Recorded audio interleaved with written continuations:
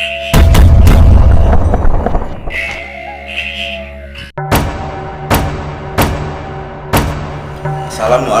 warahmatullahi wabarakatuh. Hidup selalu jadi misteri. Semua memori jadi cerita hidup. Pengalaman transpersonal menjadi daya tarik di masyarakat kita. Ini bisa kita jadikan acuan bagaimana memahami psikologi sosial manusia, bahwa manusia itu selalu penasaran pada hal-hal yang tidak dialaminya. Kali ini kita bertemu dengan Bang Opik, salah satu anggota dari PPA Gasda, salah satu komunitas pecinta alam di Purbalingga. Selamat malam. Saya dengar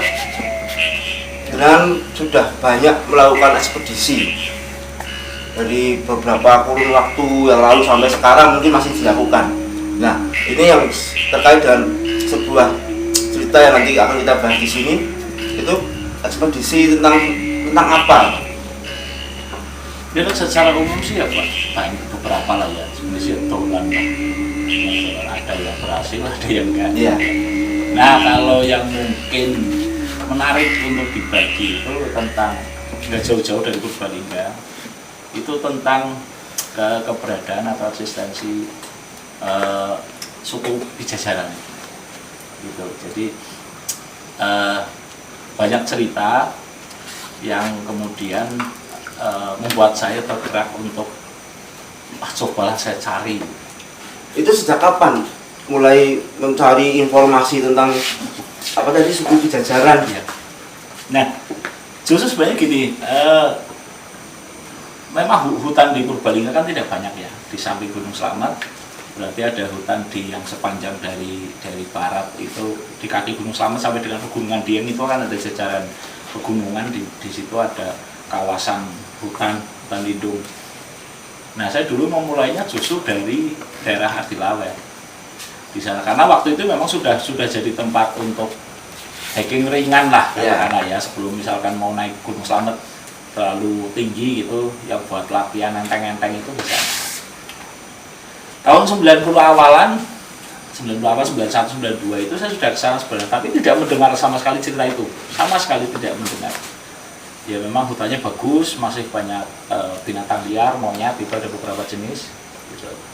Nah, tapi di tahun 98 itu ada junior saya, itu Mas Dibyo, anak Sinduraja. Teman-teman yang dari Sinduraja itu melakukan perjalanan, jalan-jalan itu ya, ke Curug Karang di Tanah Lum. Kemudian mereka ingin ke Adilawet, tapi tidak melalui jalan desa. Mereka ingin melalui hutan. Nah, di dalam hutan itu mereka ketemu dengan kurang lebih 11 orang gitu ya. 11 orang dewasa. Ini cukup jelas informasinya. Orang dewasa, laki dan perempuan yang sedang melakukan aktivitas di pohon. Gitu, aktivitas di pohon. Kemudian terjadi saling sapa ya, intinya gitu. Jadi teman-teman yang dari Sinduraja itu menyapa, kemudian ngobrol, katanya bahasanya memang bahasa Jawa, tapi ada beberapa kata yang mungkin kurang familiar bagi teman-teman Sinduraja itu ya, kurang familiar. Katanya sih agak Jawa Kawi atau Jawa kuno lah, seperti itu. Dan saat itu terjadi barter. Jadi teman-teman Sinduraja itu memberikan panci yang kecil itu. Terus mereka memberikan benda gerabah, semacam gerabah, jadi mungkin jadi dari tanah liat lah, ya kurang lebih seperti itu. Informasinya seperti itu. Nah, dari informasi itu membuat saya penasaran gitu. Siapakah mereka gitu ya? Apakah mereka suku terasing yang memang tinggal di hutan? Nah, itulah yang mendorong saya, kemudian termasuk teman saya itu si Dibjo yang memberikan informasi pertama itu, untuk ayolah coba kita ke sana. Kalau selama ini hanya sampai Adilawet, itu kita pengen mencoba menjelajah jauh ke utara gitu, melewati Adilawet, jadi ke arah Gunung Raton. Nah, di 98 itulah pertama kali saya melewati Adilawet. tantangannya waktu itu ya sempat ketahuan ya, maksudnya ketahuan bahwa kita tujuannya tidak hanya sampai dari lawet, itu dari bawah itu ada yang melaporkan gitu, intinya juru kuncinya naik nyusul. Kemudian malam itu kita semacam di apa ya istilahnya, di basis bukan di basis tapi ya domai lah ya, ditegur ya, lebih tepatnya gitu, ditegur. Intinya ngapain ke sana, di sana itu ada makhluk monster gitu ya, istilahnya monster. Bayangan kita macam-macam, monster ya bisa dinosaurus, bisa apa gitu. Intinya ada makhluk jahatnya itu. Dan kalau ke sana harus tidak boleh sembarangan waktu, harus di waktu-waktu tertentu. Dan kalau rombongan itu harus selamatan ya, motong sapi. Tapi kalau satu orang cukup motong kambing yang nanti akan dimakan bersama warga gitu. Intinya seperti itu. Nah kemudian ya kita mengiyakan gitu Bapak, ya sudahlah kita sampai Adilawet saja, terus kemudian turun ke Kahuripan.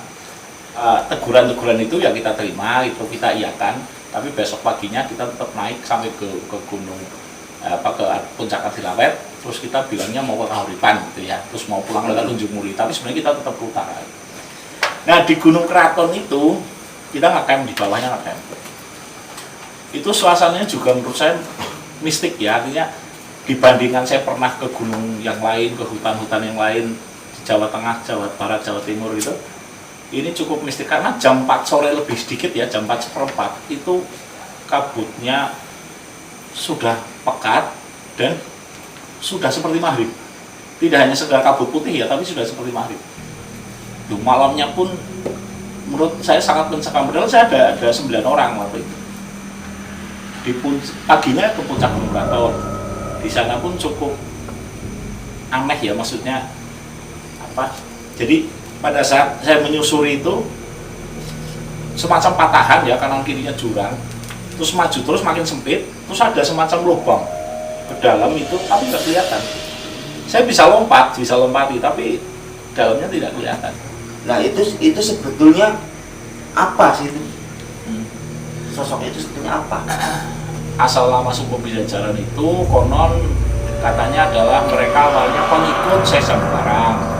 Kemudian pada saat Syekh Jambu Karang memutuskan untuk memeluk Islam, mereka tidak mau mengikuti. Mereka masih mau masih dengan keyakinan leluhurnya gitu. Jadi mereka mengasingkan diri menjauhi masyarakat Muslim ya, otomatis kan seperti itu, menjauhi masyarakat Muslim. Sehingga mereka mengasingkan diri dalam hutan. Nah, itu mungkin bertahan ratusan tahun. Makanya mereka kemudian oleh penduduk setempat dijuluki sebagai suku Pajajaran. Suku Pajajaran. Ya, konon ceritanya seperti itu awalnya. Nah, informasinya semakin banyak sampai akhirnya saya ingin membuat waktu itu melaksanakan sebuah kegiatan penelusuran di hutan itu yang memotong gitu ya, dari jalur selatan ke utara itu secara utuh gitu ya. Tidak, kalau sebelumnya kan 2 kali saya hanya sampai ke Gunung Keraton, sampai di tengah-tengah ya, sampai di tengah-tengah. Saya ingin utuh gitu, utuh dari selatan sampai ke utara, sampai ke Pemalang gitu. Dalam perjalanan saya tidak menemukan apa-apa kecuali kengerian hutan gitu ya, artinya ya hutan yang menurut saya mistis gitu ya. Dan waktu itu nggak ingat sama sekali tentang bahwa saya sedang mencari informasi tentang itu. Tapi begitu sampai di Tundagan, di rumah pertama, rumahnya Mbah Karnoto, waktu itu saya sampai sekitar jam 10 pagi setelah 4 hari saya di dalam hutan. Siangnya jam 2 itu ada pasangan suami istri itu penjual tahu. Jadi mereka memang biasa menjual tahu dari Karangmoncol, Purbalingga ke Pemalang, tapi lewat hutan. Ya, karena ada namanya jalur setapak yang menyusuri Sungai Kahuripan. Gitu ya. Nah, begitu sampai di rumah Mbah Karnoto, 2 orang itu kelihatan panik, pucat gitu, terus sampai di situ minta air minum untuk menenangkan diri gitu. Saya waktu itu penasaran ini orang kenapa gitu ya, kayak orang habis dikejar anjing gitu ya. Terus baru setelah minum gitu santai rileks mereka cerita, Mbah Karnoto menimpali loh. Kronologisnya seperti apa itu ya? Katanya pada saat dia Mbah Museri sama istrinya lewat, itu seorang laki-laki yang berambut sebahu gitu, dia memotong jalan dari semak-semak gitu, dia memotong jalan setapak, memotong tanpa bicara, tanpa apa, dia Nyebrang jalan setapak. nyebrang jalan setapak, tapi melewati semak-semak ya. Nah terus saya kejar pertanyaan dengan pertanyaan, pakaiannya seperti apa? Setelah dijelaskan itu laki-laki sudah cukup tua gitu ya, mungkin ya 60 tahunan gitu, terus berambut panjang sebahu, itu pakaiannya seperti apa? Katanya pakaiannya itu seperti kain yang kotak biasa, cuma dilubangi tengahnya dipakai gitu. Dan bagian bawahnya itu seperti cuma diikat aja, warnanya krem, warna kaki ya, warna kaki. Nah dari situlah kemudian Mbah Karnoto, Pak Museri, si penjual tahu dari Tunjung Muli itu bercerita banyak tentang cerita-cerita tentang suku Pijajaran ini. Nah, untuk ciri fisik dari suku Pijajaran itu seperti apa, Pak? Jadi gini, kalau tadi secara pakaian ya, secara pakaian kan seperti itu. Jadi pakaiannya seperti tidak ada jahitan, nah. Hanya menggunakan ikatan mungkin ya, atau dari apa istilah rami atau dari akar-akaran atau apa, itu tidak dijelaskan secara rinci. Tapi secara umum orang sana, orang daerah Pemalang itu menceritakan bahwa ciri fisik yang paling menonjol itu adalah suku Pijajaran ini berjalan seperti orang berjingkat, hijab itu kata orang bilang. Jadi tidak ada tumitnya.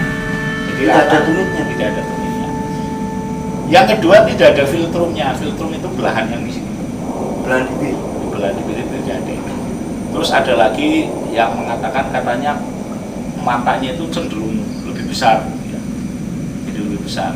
Nah itu yang secara umum digambarkan oleh masyarakat sana. Nah kalau di Tundagan itu memang ada sebutan yang lain, namanya suku Carangembayu. Itu awal ceritanya karena konon menurut mereka suku ini tinggal di daerah Carangembayu. Carang itu bambu ya, lembayung itu violet ya, apa ungu ya, mungkin seperti itu ya. Jadi ada suatu wilayah di dalam hutan, mereka namanya Ala Sepuh ya, Ala Sepuh ya. Di sana dekat Gunung Cupu itu ada wilayah yang namanya Carangembayu. Nah, menurut mereka menurut orang Tundagan itu suku Carangembayu itu tinggalnya di situ, di sekitar situ. Saya sendiri belum menjumpai daerah Carangembayu tepatnya di mana, tapi kalau Gunung Cupunya ada di Batam juga kelihatan. Nah, gini Bang Opi kan sudah banyak meneliti, terus sudah lama juga mencari informasi tentang suku tersebut, suku Pijajaran itu. Nah, dari berbagai macam data yang Bang Opi dapat, itu kira-kira ada nggak data kemunculan mereka atau seseorang yang pernah bertemu langsung dengan mereka gitu? Ini dari laporan orang Tundagan dulu ya. Ya. Karena awalnya saya dapat informasi banyak gitu. Bentar, maaf. Iya. Penting banget. Relax. Nah, sambil karo. Jadi karena saya data pertama awal itu banyak awalnya itu banyak dari Tundagan. Jadi menurut cerita-cerita orang Tundagan itu ada beberapa kisah ya. Di samping Mbah Karnoto sendiri yang bercerita si tuan rumah, juga pada saat saya nginep di sana 2 malam itu kemudian ada tetangga-tetangganya yang berkunjung gitu ya. Mungkin karena ada tamu, kita dianggap tamu gitu ya, ada tamu datang. Salah satunya adalah polisi desa, saya lupa namanya, Pak Solihin atau siapa. Nah itu menceritakan sebuah kisah kejadian tahun 78 itu di desa Sirongge. Desa Sirongge itu sebelah timurnya desa Tundagan. Sirongge Tundagan. Bukan Sirongge sini ya? Kumpul bukan. Aku sekarang kono malah. Aku sekarang Sirongge sini. Sirongge sana. Jadi waktu itu di sana tuh ada gerumbul di tengah hutan, tapi dekat dengan desa Sirongge. Ya mungkin terdiri dari 10 atau berapa rumah, tidak banyak lah. Nah, desa Sirongge suatu saat mengundang kesenian ronggeng. Kesenian itu biasanya dimainkan malam ya, malam hari waktu itu. Nah, terus setelah selesai pedukuhan yang ada di hutan itu ingin juga mengundang kesenian itu, kesenian ronggeng itu, maka diundanglah ke sana itu, ke dukuh yang ada di hutan gitu ya. Nah, pada saat malam hari sudah mulai penampilan, sudah mulai ronggengnya sudah mulai dimainkan gitu ya. Kurang lebih tengah malam, pada saat ronggeng itu membawakan lagu Ande-Ande Lumut, itu katanya jumlah penontonnya bertambah. Jumlah penontonnya bertambah dalam kondisi gelap ya otomatis. Nah, padahal kita kan tahu kalau di desa seperti itu ya, apalagi waktu itu 78 ya, penduduk tidak begitu banyak. Orang hafal ya, yang di dusun sana yang cuma beberapa rumah juga tahu semua anggota keluarganya, hafal semua, termasuk yang di desa Sironggopo. Iya. Mesti kenal baik ya. Nah, tapi ini kok orang ini tidak dikenal gitu. Mereka asing dengan wajah-wajah penonton yang datang malam-malam itu. Kayak obrolan orang sini nih. Gitu. Iya, sebutnya itu. Terus kemudian beberapa orang ya itu mendekati, meneliti lah intinya ini siapa sih. Nah, tapi begitu didekati ternyata mungkin kelihatan ya tidak ada filtrumnya, kemudian mereka sudah mulai curiga, kemudian kakinya bersingkat. Nah, baru mereka sadar bahwa itu wong alas, istilahnya wong alas gitu ya. Nah, setelah kejadian itu, dukuh itu katanya dikosongkan. Mereka pindah ke Sirongge. Itu tahun 78. Langsung pindah semua? Iya, pindah semua. Nggak banyak sih jumlah penduduknya, nggak banyak. Itu salah satu kejadian ya. Kejadian yang lain tahun 2000 itu pada saat Idul Fitri, ada 4 orang turun dari hutan menuju ke Pasar Cikadu. Pasar Cikadu itu di Patukumpul, Pemalang. Turun di Pasar Cikadu, konon katanya mereka menjual kain putih gitu ya di pasar itu. Kemudian mereka naik lagi ke hutan, naik lagi ke atas. Nah, kan melewati Desa Tundagan. Jadi waktu itu memang dikerubuti anak-anak karena unik gitu ya, unik. Nah, di salah satu warung itu berhenti, 4 orang itu berhenti. 4 orang itu 3 laki-laki dewasa semua ya, 1 orang perempuan. Dan yang perempuan itu mampir membeli sabun colek. Membeli sabun colek. Nah, warga situ sebenarnya paham ini siapa gitu ya. Datang dari hutan kembali masuk hutan, mereka sudah paham. Maksudnya arahnya ya ke suku Pijajaran itu. Nah, kemudian si pemilik warung itu menggoda lah, ceritanya menggoda. Lah tukuni sabun nggo ngapa umbah-umbah ngalas gitu. Nah, jawabannya si perempuan itu dari suku Calang itu jawabnya buat nyuci rambut katanya. Buat keramas. Iya, tapi pakai sabun colek. Sabun colek luar biasa ini. Isinya kayak corus gitu ya. Jadi ini nggak boleh sabun colek. Nah, artinya mereka cukup familiar kan dengan produk-produk manusia modern ya, familiar. Sampai tahu bahwa saya punya uang nih, di sana mungkin nggak kepake lah, beli apa yang bisa dimanfaatkan di sana. Itu salah satu yang ketahuan gitu ya. Yang lain mungkin kita ketahui. Dan mereka punya nama-nama, yang ada yang namanya Santonang, itu yang laki ya. Ada Risno, ada Kantong, ada Teplo, Petumplek gitulah. Nama-namanya itu. Yang perempuan Teplo, Petumplek. Permasalahannya adalah mereka memang mengenalkan diri dengan nama itu atau masyarakat yang memberikan nama. Nah, itu yang menurut saya masih tanda tanya juga gitu. Siapa yang memberi mereka nama atau mereka memang mengenalkan diri seperti itu. Gitu. Informasi lain pernah kejadian di tahun berapa itu 80-an mungkin ya kalau nggak salah. Karena soal waktu ini juga saya cukup sulit untuk memastikan karena berkaitan dengan daya ingat ya. Jadi kadang mereka sudah lupa kejadiannya kapan itu, biasanya lupa. Tapi mungkin sekitar 80-an itu pernah kejadian karena di situ desa itu terserang hama babi di ladangnya, kemudian dikasihlah umpan yang dikasih racun. Ternyata racun umpan itu katanya sih kalau nggak salah ya polo pendem ya, polo pendem itu istilahnya umbi-umbian, umbi-umbian dikasih racun. Ternyata umbi-umbian itu dimakan oleh salah satu anggota suku Pijajaran. Salah satu orang iya, suku Pijajaran. Iya, dan mati karena racun itu mati, perempuan. Nah, kemudian yang laki-lakinya dari suku Pijajaran itu ceritanya mengancam kepada orang yang ada di ladang. Waktu itu kejadiannya berarti siang ya, orang pada ladang, dia mengancam. Intinya dia tidak terima bahwa ada anggotanya yang mati karena jebakan itu. Nah, setelah ancaman itu malamnya, kalau nggak salah itu malamnya atau beberapa malam kemudian, itu dalam satu malam itu 35 ekor kambing mati di kandang. Jadi ada misalkan, iya, jadi misalkan ada yang melihara 3, ada yang melihara 5 gitu ya. Termasuk punya Mbah Karnoto, itu juga ada sekitar 5 ekor mati semua. Ciri-cirinya di bagian leher itu seperti ada cekikan, ada seperti itu, tercekik kayak darahnya, kayak darah pupu gitulah. Tidak keluar darahnya, tapi mati semua.